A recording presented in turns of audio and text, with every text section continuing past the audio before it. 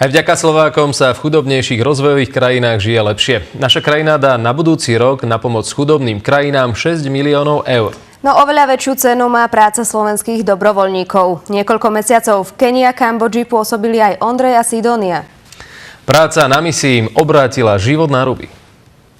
Ondrej bol ako dobrovoľník 3 mesiace v Kenii, učil deti výtvarnú a telesnú výchovu, no v škole robil aj údržbára. Začal som si uvedomovať, že v akom luxuse žijeme a že keď potrebujem vodu, tak nemusím ísť 2 kilometre s nejakým veľkým súdom pre ňu, ale stačí mi otočiť kohútik. Sidónia zase prežila 6 mesiacov v Kambodži. Pracovala tam s deťmi, sirotami a polosirotami, ktoré sú HIV pozitívne. Ja som tam bola veľmi šťastná a vlastne až tak, že o týždeň tam letím znova pozrieť ten projekt a deti. Za ostatných 10 rokov sme pomohli 23 chudobným rozvojovým krajinám po celom svete. Slováci pracujú po celej našej krajine, väčšinou v zdravotníctve a školstve. Prinášajú nové nápady a zlepšujú situáciu, ktorej musíme čeliť. Prúdi k nám stále viac ľudí z vašej krajiny, pomáhajú v sirotincoch, škôlkach a jasliach, navštevujú aj dediny, kde ľuďom pomáhajú. Naša pomoc však nie je iba o financiách. Slováci miestnych ľudí vzdelávajú, učia ich, ukazujú, čo a ako správne majú robiť. Keď odídeme odtiaľ my alebo ktorýkoľvek iný donor, aj tie financie, aby boli schopní